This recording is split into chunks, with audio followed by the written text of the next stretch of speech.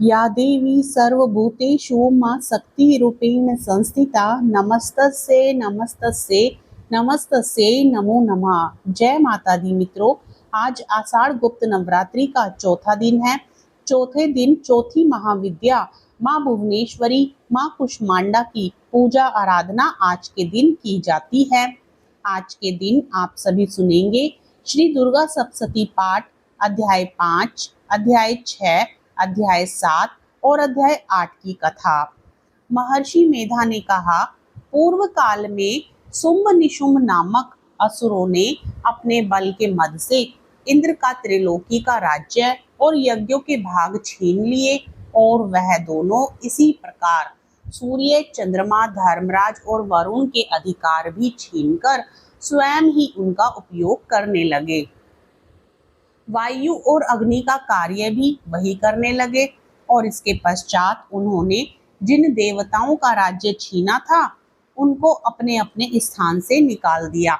इस तरह से अधिकार छीने हुए दैत्यों तथा दैत्यों द्वारा निकाले हुए देवता अपराजिता देवी का स्मरण करने लगे कि देवी ने हमको वर दिया था कि मैं तुम्हारी संपूर्ण विपत्तियों को नष्ट करके रक्षा करूंगी। ऐसा विचार कर सब देवता हिमालय पर गए और भगवती विष्णु माया की स्तुति करने लगे। देवताओं ने कहा, देवी को नमस्कार है, शिव को नमस्कार है, प्रकृति और भद्रा को नमस्कार है। हम लोग रौद्र, नित्या और गौरी को नमस्कार करते हैं। ज्योत्सनामयी चंद्र रूपणी व सुख रूपा देवी को निरंतर नमस्कार है। शरणागतों का कल्याण करने वाली वृद्धि और सिद्धि रूपा देवी को हम बार बार नमस्कार करते हैं। और नैऋति राजाओं की लक्ष्मी तथा सर्वाणी को नमस्कार है। दुर्गा को दुर्ग स्थलों को पार करने वाली दुर्ग पारा को सारा सर्वकारिणी ख्याति कृष्ण और धूम्र देवी को सदैव नमस्कार है। अत्यंत सौम्य तथा अत्यंत रौद्र रूपा को हम नमस्कार करते हैं, उन्हें हमारा बारंबार प्रणाम है। जगत की आधारभूत कृति देवी को बार बार नमस्कार करते हैं। जिस देवी को प्राणी मात्र विष्णु माया कहते हैं उसको नमस्कार है, उसको नमस्कार है, उसको नमस्कार है। जो देवी संपूर्ण प्राणियों में चेतना कहलाती है उसको नमस्कार है, उसको नमस्कार है। जो देवी संपूर्ण प्राणियों में बुद्धि रूप से स्थित है उसको नमस्कार है, उसको नमस्कार है, उसको नमस्कार है। जो देवी सब प्राणियों में निद्रा रूप से विराजमान है उसको नमस्कार है, उसको नमस्कार है, उसको नमस्कार है। जो देवी संपूर्ण प्राणियों में शुद्धा रूप से विराजमान है उसको नमस्कार है, उसको नमस्कार है, उसको नमस्कार है।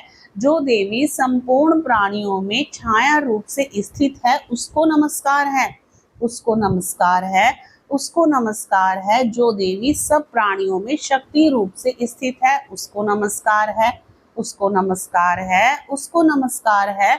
जो देवी संपूर्ण प्राणियों में तृष्णा रूप से स्थित है उसको नमस्कार है, उसको नमस्कार है, उसको नमस्कार है। जो देवी सब प्राणियों में शांति रूप से स्थित है उसको नमस्कार है, उसको नमस्कार है, उसको नमस्कार है। जो देवी सब प्राणियों में जाति रूप में स्थित है उसको नमस्कार है, उसको नमस्कार है, उसको नमस्कार है। जो देवी सब प्राणियों में लज्जा रूप से स्थित है उसको नमस्कार है, उसको नमस्कार है।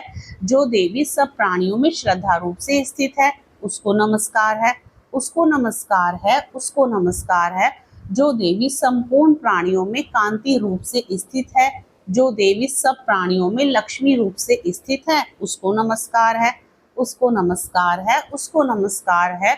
जो देवी संपूर्ण प्राणियों में व्रती रूप से स्थित है उसको नमस्कार है, उसको नमस्कार है, उसको नमस्कार है। जो देवी सब प्राणियों में स्मृति रूप से विराजमान है उसको नमस्कार है, उसको नमस्कार है, उसको नमस्कार है। जो देवी सब प्राणियों में दया रूप से स्थित है वह उसको नमस्कार है, उसको नमस्कार है। जो देवी सब प्राणियों में तुष्टि रूप से स्थित है उसको नमस्कार है, उसको नमस्कार है, उसको नमस्कार है। जो देवी संपूर्ण प्राणियों में मात्र रूप से स्थित है उसको नमस्कार है, उसको नमस्कार है, उसको नमस्कार है। जो देवी संपूर्ण प्राणियों में भ्रांति रूप से स्थित है, उसको नमस्कार है। उसको नमस्कार है, उसको नमस्कार है। जो देवी संपूर्ण प्राणियों में नित्य व्याप्त रहती है, उसको नमस्कार है। उसको नमस्कार है, उसको नमस्कार है। जो देवी चैतन्य रूप से इस संपूर्ण संसार को व्याप्त करके स्थित है, उसको नमस्कार है। उसको नमस्कार है, उसको नमस्कार है। पूर्व काल में देवताओं ने अपने अभिष्ट फल के पाने के लिए जिसकी स्तुति की है और देवराज इंद्र ने बहुत दिनों तक जिसका सेवन किया है, वह कल्याण की साधना भूता ईश्वरी हमारा कल्याण और मंगल करे तथा सारी विपत्तियों को नष्ट कर डाले। असुरों के सताए हुए हम संपूर्ण देवता उस परमेश्वरी को इस समय नमस्कार करते हैं तथा जो भक्ति पूर्वक स्मरण किए जाने पर तुरंत ही सब विपत्तियों को नष्ट कर देती है, वह जगदम्बा इस समय भी हमारा मंगल करके हमारी समस्त विपत्तियों को दूर करे। महर्षि मेधा ने कहा, हे राजन, इस प्रकार जब देवता स्तुति कर रहे थे तो उसी समय पार्वती देवी गंगा में स्नान करने के लिए आई। तब उनके शरीर से प्रकट होकर शिवा देवी बोली, शुंभ दैत्य के द्वारा स्वर्ग से निकले हुए निशुंभ से हारे हुए यह देवता मेरी स्तुति कर रहे हैं। पार्वती के शरीर से अंबिका निकली थी, इसलिए उसको संपूर्ण लोक में कौशिकी कहते हैं। कौशिकी के प्रकट होने के पश्चात पार्वती देवी के शरीर का रंग काला हो गया और वह हिमालय पर रहने वाली कालिका देवी के नाम से प्रसिद्ध हुई। फिर निशुंभ और निशुंभ के दूत चंड मुंड वहां आए और उन्होंने परम मनोहर रूप वाली अंबिका देवी को देखा। फिर वह शुंभ के पास जाकर बोले, महाराज, एक अत्यंत सुंदर स्त्री हिमालय को प्रकाशित कर रही है। वैसा रंग रूप आज तक हमने किसी स्त्री में नहीं देखा। हे असुरेश्वर, आप यह पता लगाएं कि वह कौन है और उसको ग्रहण कर ले। वह स्त्री स्त्रियों में रत्न है। वह अपनी कांति से दसों दिशाओं को प्रकाशित करती हुई वहां स्थित है, इसलिए आप उसको देखना उचित है। हे प्रभो, तीनों लोकों के हाथी, घोड़े और मणि इत्यादि जितने भी रत्न हैं, वह सब इस समय आपके घर में शोभायमान है। हाथियों में रत्न रूप ऐरावत हाथी और उच्च शशुरा नामक घोड़ा तो आप इंद्र से लाए हैं। हंसों द्वारा जुता हुआ विमान जो कि ब्रह्मा जी के पास था, अब भी आपके पास है। और यह महापद्म नामक खजाना आपने कुबेर से छीना है। समुद्र ने आपको सदा खिले हुए फूलों की किंजकली नामक माला दी है। वरुण का कंचन की वर्षा करने वाला छत्र आपके पास है। रथों में श्रेष्ठ प्रजापति का रथ भी आपके पास ही है। हे दैत्येंद्र, मृत्यु से उत्क्रांति का नामक शक्ति भी आपने छीन ली है और वरुण का पास भी आपके भ्राता निशुंभ के अधिकार में है। और जो अग्नि में ना जल सके ऐसे दो वस्त्र भी अग्निदेव ने आपको दिए हैं। हे दैत्यराज, इस प्रकार सारी रत्न रूपी वस्तुएं आप संग्रह कर चुके हैं, तो फिर आप यह कल्याणकारी स्त्रियों में रत्न रूप अनुपम स्त्री आप क्यों ग्रहण नहीं करते? महर्षि मेधा बोले, चंड मुंड का यह वचन सुनकर शुंभ ने विचारा कि सुग्रीव को अपना दूत बनाकर देवी के पास भेजा जाए। प्रथम उसको सब कुछ समझा दिया और कहा कि वहां जाकर तुम उसको अच्छी तरह से समझाना और एक उपाय करना जिससे वह प्रसन्न होकर तुरंत मेरे पास चली आए। भली प्रकार समझाकर कहना। दूत सुग्रीव पर्वत के उस रमणीय भाग में पहुंचा जहां देवी रहती थी। दूत ने कहा, हे देवी, दैत्यों का राजा शुंभ जो इस समय तीनों लोकों का स्वामी है, मैं उसका दूत हूँ और यहाँ तुम्हारे पास आया हूँ। संपूर्ण देवता उसकी आज्ञा एक स्वर से मानते हैं। अब जो कुछ उसने कहा वह सुनो। उसने कहा है कि इस समय संपूर्ण त्रिलोकी मेरे वश में है और संपूर्ण यज्ञों के भागों को पृथक पृथक मैं ही लेता हूँ और तीनों लोकों में जितने श्रेष्ठ रत्न हैं वह सब मेरे पास हैं। देवराज इंद्र का वाहन ऐरावत मेरे पास है जो मैंने छीन लिया है। उच्चे श्रवा नामक घोड़ा जो क्षीर सागर मंथन करने से प्रकट हुआ था, उसे देवताओं ने मुझे समर्पित किया है। हे सुंदरी, इनके अतिरिक्त और भी जो रत्न आभूषण पदार्थ देवताओं के पास थे वह सब मेरे पास हैं। हे देवी, मैं तुम्हें संसार की स्त्रियों में रत्न मानता हूँ, क्योंकि रत्नों का उपभोग करने वाला मैं ही हूँ। हे चंचल कटाओं वाली सुंदरी, अब यह मैं तुझ पर छोड़ता हूँ कि तुम मेरे या मेरे भाई महापराक्रमी निशुंभ की सेवा में आ जाए। यदि तू मुझे वरेगी तो तुझे अतुल महान ऐश्वर्य की प्राप्ति होगी। अतः तुम अपनी बुद्धि से यह विचार कर मेरे पास चली आओ। महर्षि मेधा ने कहा, दूत के ऐसा कहने पर संपूर्ण जगत का कल्याण करने वाली भगवती दुर्गा मन ही मन मुस्कुराई और इस प्रकार कहने लगी। देवी ने कहा, हे दूत, तू जो कुछ कह रहा है वह सत्य है, इसमें किंचित मात्र भी झूठ नहीं है। शुंभ इस समय तीनों लोकों का स्वामी है और निशुंभ भी उसी की तरह पराक्रमी है, किंतु इसके संबंध में मैं जो प्रतिज्ञा कर चुकी हूँ उसे मैं कैसे झुठला सकती हूँ। अतः तू मैंने जो प्रतिज्ञा की है उसे सुन। जो मुझे युद्ध में जीत लेगा और मेरे अभिमान को खंडित करेगा तथा बल में मेरे समान होगा वही मेरा स्वामी होगा। इसलिए शुंभ तथा निशुंभ यहाँ आए और युद्ध में जीतकर मुझसे विवाह कर ले। इसमें भला देर की क्या आवश्यकता है। दूत ने कहा, हे देवी, तुम अभिमान में भरी हुई हो, मेरे सामने तुम ऐसी बात ना करो। इस त्रिलोकी में मुझे तो ऐसा कोई दिखाई नहीं देता जो कि शुंभ और निशुंभ के सामने ठहर सके। हे देवी, जब अन्य देवताओं में से कोई शुंभ व निशुंभ के समान युद्ध में ठहर नहीं सकता तो तुम जैसी स्त्री उनके सामने रणभूमि में कैसे ठहर सकोगी। जिन शुंभ आदि असुरों के सामने इंद्र आदि देवता नहीं ठहर सके तो फिर तुम अकेली स्त्री उनके सामने कैसे ठहर सकोगी। अतः तुम मेरा कहना मानकर उनके पास चली जाओ, नहीं तो जब वह तुम्हें केस पकड़कर घसीटते हुए ले जाएंगे तो तुम्हारा गौरव नष्ट हो जाएगा। इसलिए मेरी बात मान लो। देवी ने कहा, जो कुछ तुमने कहा ठीक है। शुंभ और निशुंभ बड़े बलवान हैं, लेकिन मैं क्या कर सकती हूँ, क्योंकि मैं बिना विचारे प्रतिज्ञा कर चुकी हूँ। इसलिए तुम जाओ और मैंने जो भी कुछ कहा है वह सब आदर पूर्वक असुरेंद्र से कह दो। इसके पश्चात जो वह उचित समझे करे। देवी की बात सुनकर दूत क्रोध से भरा हुआ वहां से असुरेंद्र के पास पहुंचा और सारा वृतांत उसे कह सुनाया। दूत की बात सुन असुरेंद्र के क्रोध का पारावार न रहा और उसने अपने सेनापति धूम्रलोचन से कहा, धूम्रलोचन, तुम अपनी सेना सहित शीघ्र वहां जाओ और उस दुष्टा के केशों को पकड़कर उसे घसीटते हुए यहाँ ले आओ। यदि उसकी रक्षा के लिए कोई दूसरा खड़ा हो, चाहे वह देवता, यक्ष अथवा गंधर्व ही क्यों ना हो, उसको तुम अवश्य मार डालना।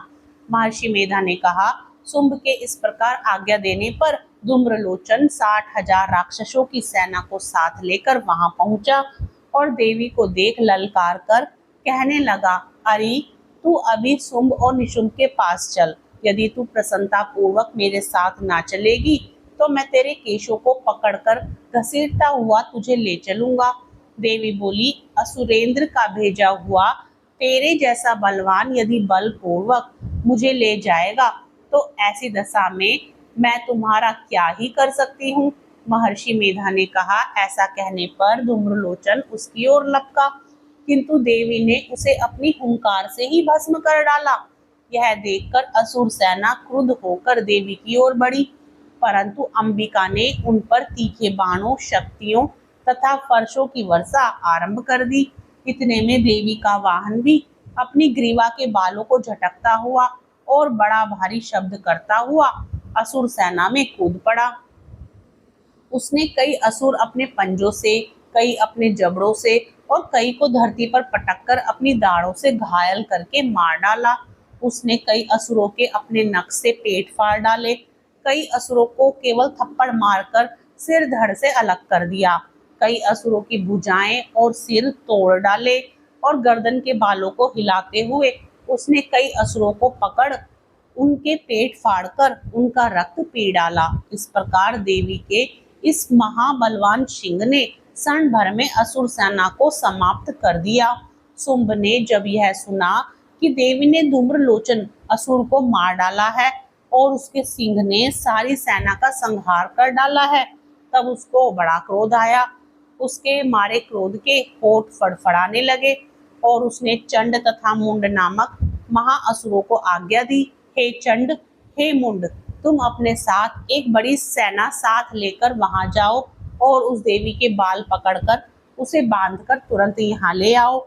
यदि उसको यहाँ लाने में किसी भी प्रकार का संदेह हो तो अपनी सेना सहित उससे लड़ते हुए उसको मार डालो, और जब वह दुष्टा और उसका सिंह दोनों मर जाएं, तब भी उसको बांधकर यहाँ ले आना। महर्षि मेधा ने कहा, दैत्यराज की आज्ञा पाकर चंड और मुंड चतुरंगिनी सेना को साथ लेकर हथियार उठाए हुए देवी से लड़ने के लिए चल दिए। हिमालय पर्वत पर पहुंचकर उन्होंने मुस्कुराती हुई देवी जो सिंह पर बैठी हुई थी देखा। जब असुर उनको पकड़ने के लिए तलवारें लेकर उनकी ओर बढ़े, तब अंबिका को उन पर बड़ा क्रोध आया और मारे क्रोध के उनका मुंह काला पड़ गया, उनकी भ्रुकुटियां चढ़ गई और उनके ललाट में से अत्यंत भयंकर तथा अत्यंत विस्तृत मुख वाली लाल आंखों वाली काली प्रकट हुई, जो कि अपने हाथों में तलवार और पाश लिए हुए थी। वह विचित्र खड्ग धारण किए हुए थी तथा चीते के चर्म की साड़ी एवं नरमुंडों की माला पहन रखी थी। उसका मांस सूखा हुआ था और शरीर केवल हड्डियों का ढांचा था, और जो भयंकर सबसे दिशाओं को पूर्ण कर रही थी। वह असुर सेना पर टूट पड़ी और दैत्यों का भक्षण करने लगी। वह पाशर्व रक्षकों, अंकुशधारी महावतों, हाथियों पर सवार योद्धाओं और घंटा सहित हाथियों को एक हाथ से पकड़ पकड़ कर अपने मुंह में डाल रही थी, और इसी प्रकार वह घोड़ों, रथों, सारथियों व रथों में बैठे हुए सैनिकों को मुंह में डालकर भयानक रूप से चबा रही थी। किसी के केस पकड़कर, किसी को पैरों से दबाकर और किसी दैत्य को छाती से मसलकर मार रही थी। वह दैत्य के छोड़े हुए बड़े बड़े अस्त्र शस्त्रों को मुंह में पकड़कर और क्रोध में भर उनके दांतों में पीस रही थी। उसने कई बड़े बड़े असुर भक्षण कर डाले, कितनों को रोंद डाला और कितनों को उसने मार के मारे भगा दिया। कितनों को उसने तलवार से मार डाला, कितनों को अपने दांतों से समाप्त कर दिया। इस प्रकार से देवी ने क्षण भर में संपूर्ण दैत्य सेना को नष्ट कर दिया। यह देख महापराक्रमी चंड काली देवी की ओर लपका और मुंड ने भी देवी पर अपने भयानक बाणों की वर्षा आरंभ कर दी और अपने हजारों चक्र उस पर छोड़े। उस समय वह चमकते हुए बाण व चक्र देवी के मुख में प्रविष्ट हुए। इस प्रकार दिख रहे थे जैसे मानो बहुत से सूर्य मेघों की घटा में प्रविष्ट हो रहे हों।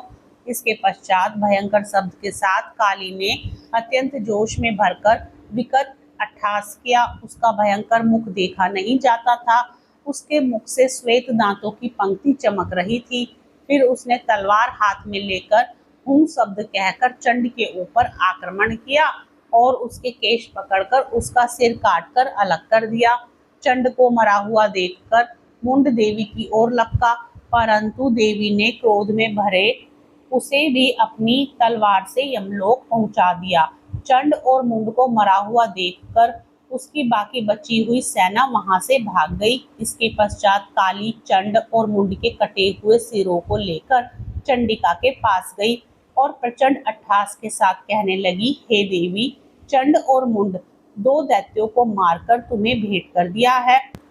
अब शुंभ और निशुंभ का तुमको स्वयं वध करना है। महर्षि मेधा ने कहा, वहां लाए हुए चंड और मुंड के सिरों को देखकर कल्याणकाई चंडी ने काली से मधुर वाणी में कहा, हे देवी, तुम क्योंकि चंड और मुंड को मेरे पास लेकर आई हो, अतः संसार में चामुंडा के नाम से तुम्हारी ख्याति होगी। महर्षि मेधा ने कहा, चंड और मुंड नामक असुरों के मारे जाने से और बहुत सी सेना के नष्ट हो जाने से असुरों के राजा प्रतापी शुंभ ने क्रोध युक्त होकर अपनी संपूर्ण सेना को युद्ध के लिए तैयार होने की आज्ञा दी। उसने कहा, अब उदयुध नामक 86 असुर सेनापति अपनी सेनाओं के साथ युद्ध के लिए जाएं और कंबु नामक 84 सेनापति भी युद्ध के लिए जाएं और कोटि वीर्य नामक 50 सेनापति और धूम्रकुल नाम के 100 सेनापति प्रस्थान करें। कालक, दोहार्ध, मौर्य और कालकय यह दैत्य भी मेरी आज्ञा से सजकर युद्ध के लिए कूच करें। भयानक शासन करने वाला असुरों का स्वामी शुंभ इस प्रकार आज्ञा देकर बहुत बड़ी सेना के साथ युद्ध के लिए चला। उसकी सेना को अपनी ओर आता देखकर चंडिका ने अपनी धनुष के टंकोर से पृथ्वी और आकाश के बीच का भाग गुंजा दिया। हे राजन, इसके पश्चात देवी के सिंह ने दहाड़ना आरंभ कर दिया और अंबिका के घंटे के शब्दों ने उस ध्वनि को और भी बढ़ा दिया। धनुष की टंकार, शेर की दहाड़ और घंटे के शब्द से पृथ्वी और आकाश के बीच का भाग गूंज उठा और इसके साथ ही देवी ने अपने मुख को और भी भयानक बना लिया। ऐसे भयंकर शब्द को सुनकर राक्षसी सेना ने देवी तथा सिंह को चारों ओर से घेर लिया। हे राजन, उस समय दैत्यों के नाश के लिए और देवताओं के हित के लिए ब्रह्मा, शिव, कार्तिकेय, विष्णु तथा इंद्र आदि देवों की शक्तियां जो अत्यंत पराक्रम और बल से संपन्न थी, उनके शरीर से निकलकर उसी रूप में चंडिका देवी के पास गई। जिस देवता का जैसा रूप था, जैसे आभूषण थे और जैसा वाहन था, वैसा ही रूप, आभूषण और वाहन लेकर उन देवताओं की शक्तियां दैत्यों से युद्ध करने के लिए आई। हंस युक्त विमान में बैठकर और रुद्राक्ष की माला तथा कमंडलू धारण करके ब्रह्मा जी की शक्ति आई। वृषभ पे सवार होकर, हाथ में त्रिशूल लेकर, महानाग का कंकण पहनकर, चंद्र रेखा से भूषित होकर भगवान शंकर की शक्ति माहेश्वरी आई और मोर पर आरूढ़ होकर हाथ में शक्ति लिए दैत्यों से युद्ध करने के लिए कार्तिकेय जी की शक्ति उन्हीं का रूप धारण करके आई। भगवान विष्णु की शक्ति गरुड़ पर सवार होकर शंख, चक्र, श्रांग, गदा, धनुष तथा खड्ग हाथ में लिए हुए आई। श्री हरि की शक्ति वाराही वराह का शरीर धारण करके आई और नरसिंह के समान शरीर धारण करके उनकी शक्ति नारसिंगी भी आई। उसकी गर्दन के झटकों से आकाश के तारे टूट पड़ते थे और इसी प्रकार देवराज इंद्र की शक्ति ऐन्द्री भी ऐरावत के ऊपर सवार होकर आई। पश्चात इन देव शक्तियों से घिरे हुए भगवान शंकर ने चंडिका से कहा, मेरी प्रसन्नता के लिए तुम शीघ्र ही इन असुरों को मारो। इसके पश्चात देवी के शरीर में से अत्यंत उग्र रूप वाली और सैकड़ों गिदड़ियों के समान आवाज करने वाली चंडिका शक्ति प्रकट हुई। उस अपराजिता देवी ने धूमिल जटा वाले भगवान श्री शंकर जी से कहा, हे प्रभु, आप मेरी ओर से दूत बनकर शुंभ और निशुंभ के पास जाइए और उन अत्यंत गर्वीले दैत्यों से कहिए तथा उनके अतिरिक्त और भी जो दैत्य वहां युद्ध के लिए उपस्थित हों, उनसे भी कहिए, जो तुम्हें अपने जीवित रहने की इच्छा हो तो त्रिलोकी का राज्य इंद्र को दे दो। देवताओं को उनके यज्ञ का भाग मिलना आरंभ हो जाए और तुम पाताल को लौट जाओ। किंतु यदि बल के गर्व से तुम्हारी लड़ने की इच्छा हो तो फिर आ जाओ, तुम्हारे मांस से मेरी योगिनियां तृप्त होंगी। क्योंकि उसी देवी ने भगवान शंकर को दूत के कार्य में नियुक्त किया था, इसलिए वह संसार में शिवदूती के नाम से विख्यात हुई। भगवान शंकर से देवी का संदेश पाकर उन दैत्यों के क्रोध का कोई आर पार न रहा और वह जिस स्थान पर देवी विराजमान थी वहां पहुंचे और जाने के साथ ही उस पर बाणों और शक्तियों की वर्षा करने लगे। देवी ने उनके फेंके हुए बाणों, शक्तियों, त्रिशूल और फरसों को अपने बाणों से काट डाला और काली देवी उस देवी के साथ आगे खड़ी होकर शत्रुओं को त्रिशूल से विदीर्ण करने लगी और खटवांग से कुचलने लगी। ब्राह्मणी जिस तरफ दौड़ती थी उसी तरफ अपने कमंडलू का जल छिड़ककर दैत्यों के वीर्य व बल को नष्ट कर देती थी और इसी प्रकार माहेश्वरी त्रिशूल से, वैष्णवी चक्र से और अत्यंत कोप वाली कौमारी शक्ति द्वारा असुरों को मार रही थी और ऐन्द्री के बाजू के प्रहार से सैकड़ों दैत्य रक्त की नदियां बहाते हुए पृथ्वी पर सो गए। वाराही ने कितने ही राक्षसों को अपनी थूथन द्वारा मृत्यु के घाट उतार दिया। दाढ़ों के अग्रभाग से कितने ही राक्षसों की छाती को चीर डाला और चक्र की चोट से कितनों को ही विदीर्ण करके धरती पर डाल दिया। बड़े बड़े राक्षसों को नारसिंगी अपने नखों से विदीर्ण करके भक्षण कर रही थी और सिंहनाद से चारों दिशाओं को गुंजाती हुई रणभूमि में विचर रही थी।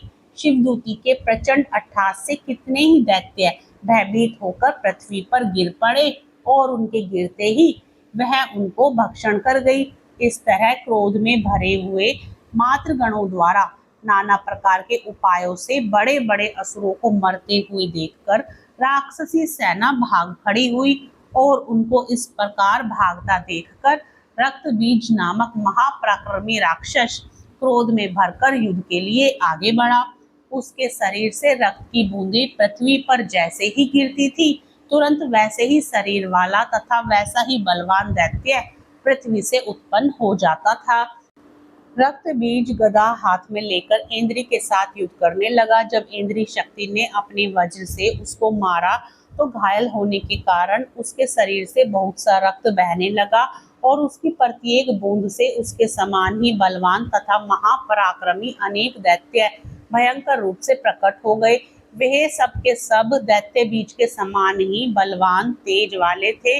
वह भी भयंकर अस्त्र शस्त्र लेकर देवियों के साथ लड़ने लगे। जब इंद्री के वज्र प्रहार से उसके मस्तक पर चोट लगी और रक्त बहने लगा तो उसमें से हजारों ही पुरुष उत्पन्न हो गए। वैष्णवी ने चक्र से और इंद्री ने गदा से रक्तबीज को चोट पहुंचाई और वैष्णवी के चक्र से घायल होने पर उसके शरीर से जो रक्त बहा उससे हजारों महाअसुर उत्पन्न हुए, जिनके द्वारा यह जगत व्याप्त हो गया। कुमारी ने शक्ति से, वराही ने खड्ग से और माहेश्वरी ने त्रिशूल से उसको घायल किया। इस प्रकार क्रोध में भरकर उस महादैत्य ने सब मात्र शक्तियों पर पृथक पृथक गदा से प्रहार किया और माताओं ने शक्ति तथा शूल इत्यादि से उसको बार बार घायल किया।